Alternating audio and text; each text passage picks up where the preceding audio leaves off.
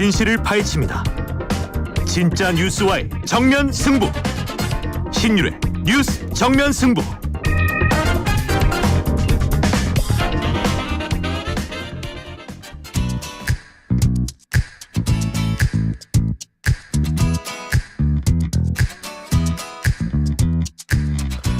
신율의 뉴스 정면 승부 2부 시작합니다. 정법 승부인데요. 오늘 진짜 법적으로 우리가 생각해봐야 될 게 산적해 있습니다. 자, 빨리 시작할게요.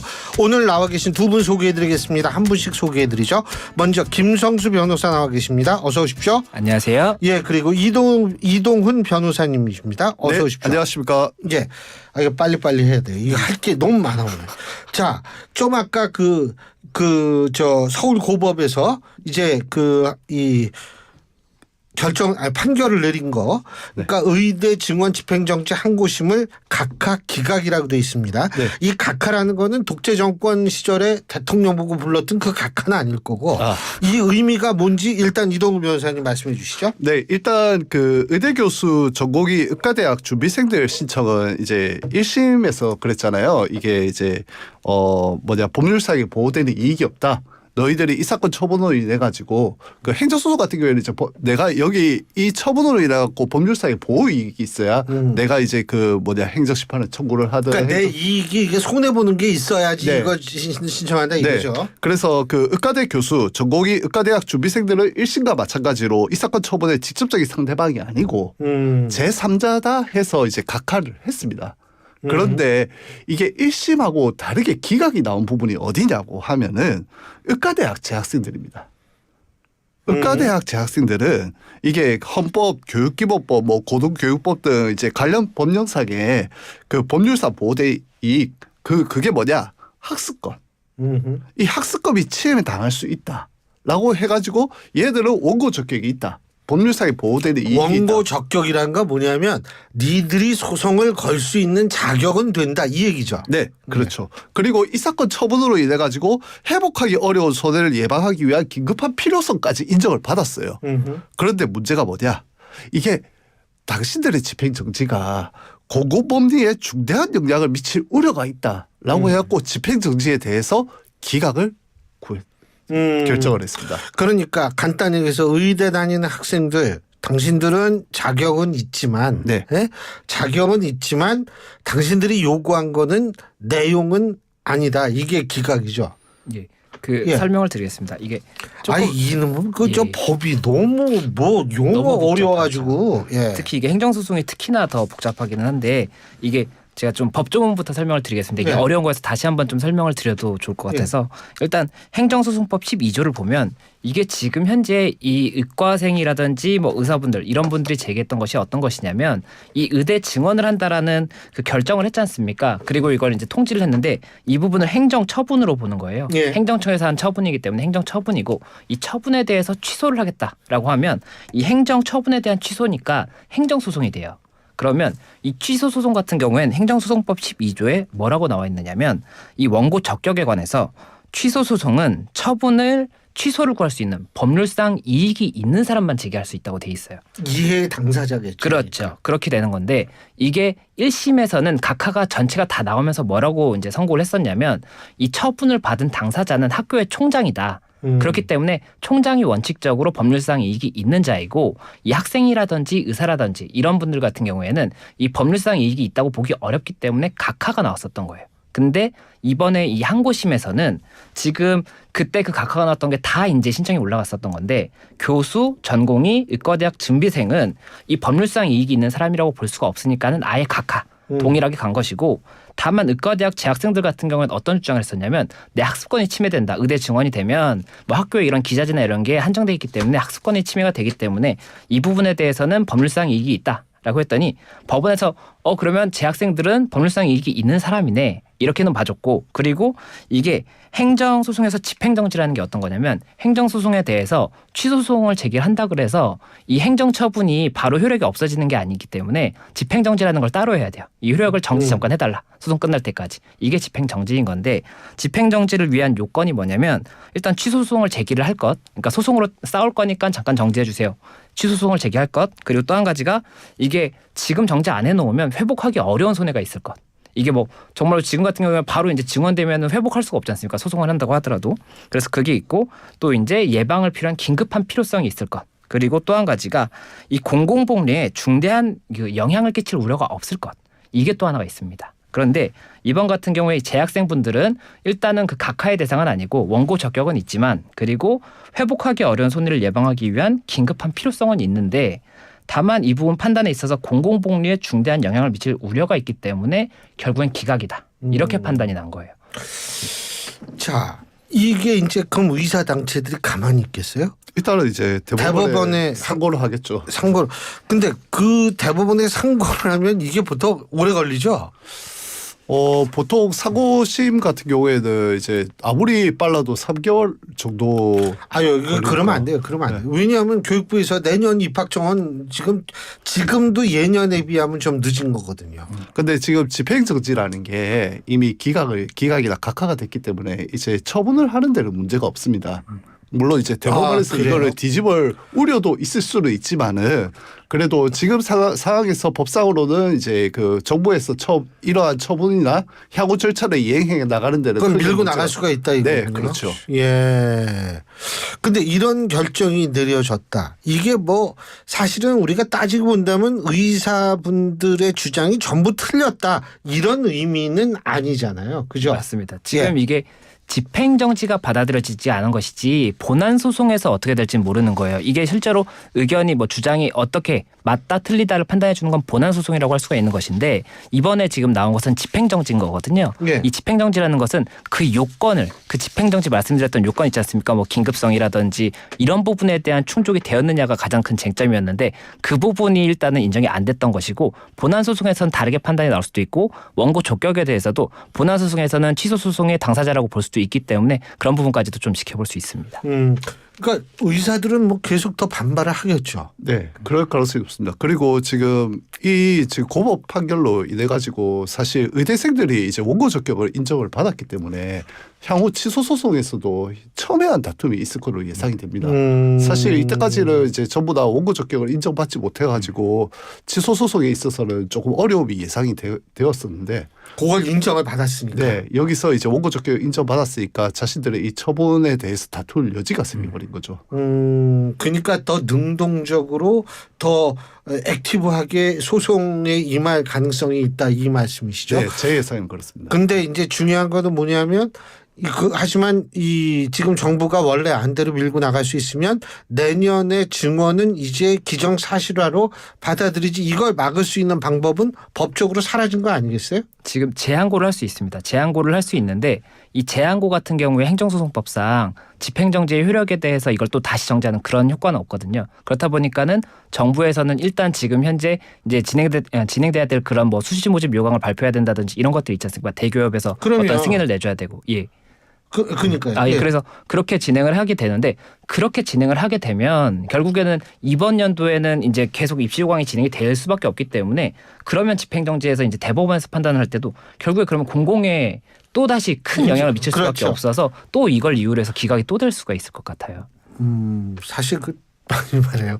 그 학생들이 전부 이제 이제 나도 의대 가야지 그러고 공부 열심히 하는 학생들 막 하는데 대법원에서 갑자기 이게 무효 이러면은 그때 그 사회적 혼란과 분노 지수는 엄청날 것 같은데. 그래서 대법원에서 최근에 뉴스 기사를 보면은 만약에 뭐 어떠한 결론이 난다고 하더라도 재항고를 하게 되면은 이번 달 안에 자신들이 결론을 내겠다라는 입장을 밝혔다라는 기사도 있더라고요. 아니 우리나라 법책이 본인이 좀 빨리빨리 해줘야 돼요. 아니 도대체 뭐 사건 막 떠들다가 그 사건 뭐 몇 년 지났는데도 아직도 뭐 1심 판결 2심 판결 하고 있고 좀 빨리빨리 해줘야죠. 우리 청취자 여러분들은 왜 신율의 뉴스 정면 승부를 들으셔야 하는지 이제 조금 감이 오십니까? 이해가 되시죠? 왜냐하면 이렇게 바로 한 몇 분 전에 발표된 거 우리는 이렇게 심층적으로 분석해드리는 방송 이것이 쉽지 않습니다. 이 정도의 순발력 있는 패널들만 저희가 모셔가지고 여러분께 항상 신속하고 정확한 분석을 해드린다는 거. 이 또 자화자찬이라는 걸 빼놓으면 안 됩니다. 너무 얼굴이 붉어지고 있습니다. 그렇죠. 조금. 자, 이제 우리가 또 얘기할 게 많은 분들이 관심을 갖고 있는 트바로띠라고 얘기를 하는 트로트 가수이자 성악가 김호중 씨의 뺑소니 문제입니다. 이거 지금 김호중 씨가 입건은 됐죠. 제가 좀 여쭤볼 때 일단 설명해 주시죠. 이거 간단하게. 그 사건 개요로 보자면 이 김호중 씨가 지난 9일이죠.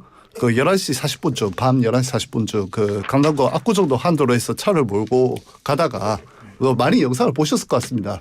택시 옆을 딱 치는 게 아니라 완전히 이게 반쯤 걸쳐가지고 떴다가 가라더라고요. 와, 충격 컸을 것 같더라고요. 그리고 이제 그 사고 후 도주를 했다라고 이미 기사가 났고요. 그 사고 발생 약 2시간 뒤 10일 새벽 1시 59분쯤에 그 김 씨의 매니저인 김 씨의 매니저가 사고 당시 김 씨가 있던 옷을 입고 그 경찰서가 제가 운전했다고 거짓 자백을 했다고 지금까지 밝혀졌습니다. 그런데 이제 경찰이 이제 그 추궁을 해서 이제 이게 김 씨 차량이니까 김 씨가 어딨냐라고 추궁을 했겠죠. 그 사이에 이제 김호중 씨한테 출석 요구를 했는데 김호중 씨가 이제 17시간 뒤 다음 날 이제 오후 4시 30분에 경찰서에 출석을 했고 처음에는 자기가 운전 안 했다고 부인을 했다가 결국은 자신이 이제 운전한 사실을 인정을 했다고 합니다. 근데 이제 이게 여기서부터 얘기가 복잡해져요. 자, 첫째, 매니저가 자신이 운전했다라고 거짓으로 경찰에 얘기를 한 부분, 그죠? 그러니까 이게 운전자 바꿔치기라는 얘기가 나올 수밖에 없는 거고, 두 번째는 블랙박스의 SD 카드를 뭐 없앴거나 파기했거나 그랬다는 부분. 이 세 번째로는 경찰이 출석 요구를 분명히 했지만 지금 말씀하신 대로 연락 안 받고 있다가 4시 반에 전화기를 원래 꺼둔답니다. 소속사 대표에. 이 세 가지 부분 어떻게 보십니까? 이 부분 하나하나 따지면. 일단은 다 이제 법적인 문제가 발생할 수밖에 없는 것이 일단은 이 매니저가 두 사람이 나오는 것인데 이 매니저 한 명이 지금 변호사님께서 말씀을 해주셨던 것처럼 이 김호중 씨 옷을 갈아입은 다음에 자백을 했던 매니저 있지 않습니까?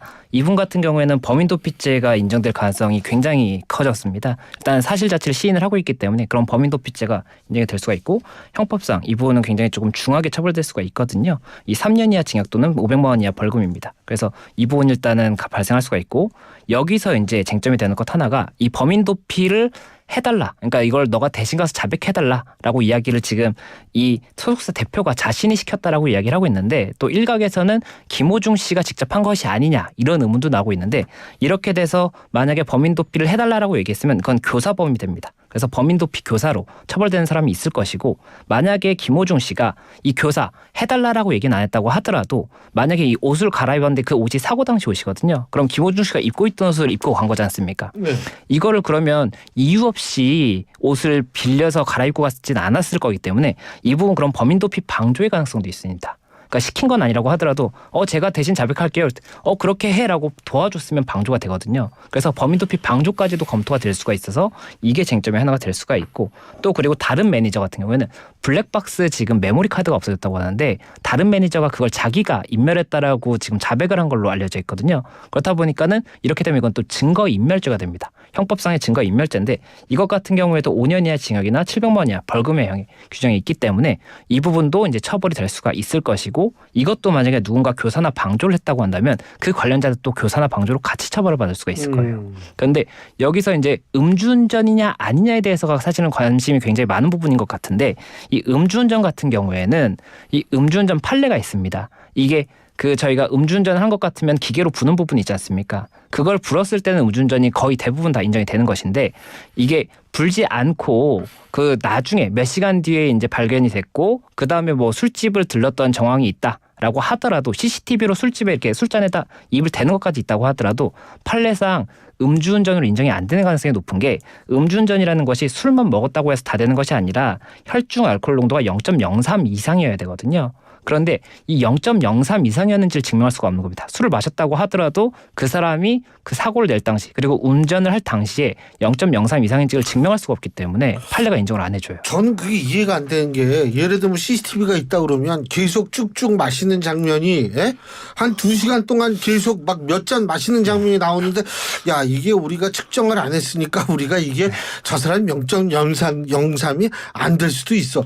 예를 들면 양주 요만한 잔으로 쭉 맥주 좀 이따 또 마시고 이게 또 마시면 머리도 한번 털고 예? 만약 이런 일이 있다라고 했을 때도 야 저거 저 0.03 우리가 전 이해가 잘 안 되거든요. 이게 제 컨셉을 좀 잘 잡아야 될 것 같은데 이게 김 변호사님 너무 말씀을 잘해 주셔가지고 아니 무슨 말씀? 저는 약간 좀 이제 이제 법률 전문가가 아닌 것처럼 이제 얘기하면은 만약에 그 CCTV에 이제 술을 마시는 장면이 있다고 하더라도 그게 뭐 양주병에 담긴 보리차였다. 그렇죠. 그렇게 주장할 수 있죠. 그렇게 주장을 해버리면 입증을 할 수 있는 방법이 없는 겁니다. 왜냐하면 피를 뽑아도 알코올 농도가 보리차를 양주병에 담아서 먹은 걸까요? 그 뭐 이제 흔히들 하는 말이 이제 내가 분위기 맞추기 위해서 별도의 양주병에다가 이제 색깔 비슷한 보리차를 타놨다. 내가 그걸 마셨다라고 주장하는 사람도 있습니다. 그러니까 이제 이게 위드마크 공식이라고 하는데 보통 이제 1시간마다 0.015%씩 이제 감소를 한다고 해요. 그런데 이게 이 공식이 있음에도 불구하고 아까 제가 말씀드린 것처럼 이러한 구체적인 정황, 정말 술을 마셨다. 술을 마셨으면 몇 잔을 마셨다. 몇 잔을 마시면은 이게 사람 몸에서 얼마 정도의 알코올 농도가 나온다. 이 부분이 계산이 정확해야 된다는 게 대법원 판례 입장이에요. 그러다 보니까 지금 보면은 도주한 사람들, 측정 안 하고 도주한 사람들 거의 대부분이 음주운전이 인정되지가 않고 있습니다. 그거 문제 심각한 거 아니에요? 사실 지금 문제가 뭐냐면은 우리나라 음주 측정 거부죄가 어떻게 돼 있냐면은 경찰관이 음주 측정을 요구하는 경우에 내가 음주 측정을 거부하면은 이거는 처벌 대상이 됩니다. 그런데 내가 경찰관을 봤어요. 측정기를 안 댔어요. 바로 도주를 했습니다. 그럼 거기에 대해서는 처벌 근거 규정이 없습니다. 그거 좀 문제네. 근데요, 간단하게 뺑소니는 확실하잖아요 지금. 예, 지금 이게 도주 차량이라고 해서 도로교통법 54조 1항에서는 이렇게 사고가 발생했으면 인적 사항을 제공을 해야 되는 부분이 있어요. 그런데 지금은 바로 이제 출발을 했기 때문에 인적 사항이나 이런 게 제공이 안 됐지 않습니까? 그럼 이분은 도로교통법 148조에서 5년 이하 징역 또는 1,500만 원 이하 벌금의 형을 규정을 하고 있기 때문에 이 부분은 지금 이 김호중 씨도 인정하고 있어서 이 부분은 이제 인정이 되는 죄다라고 보이고 다만 이제 뭐 교사나 이런 부분이 쟁점이 추가적이 되지 않을까. 지금 이제 간단하게 도주 차량 관련해 갖고 간단하게 좀 말씀드리면은 그 특가법이 적용이 될 수도 있는데 이게 피해자 상해 진단서가 안 들어가면 특가법 적용이 안 돼요. 그래서 알겠습니다. 아마 소속사에서 아마 합의를 봤으면은 상해 특가법이 적용이 안 될 수 있다는 분석도 있습니다. 오늘 두 분 말씀 여기까지 듣겠습니다. 고맙습니다. 네, 감사합니다. 지금까지 이동훈 변호사, 김성수 변호사 두 분과 함께했습니다. 안녕하십니까. 삼식이 삼촌 송강호입니다.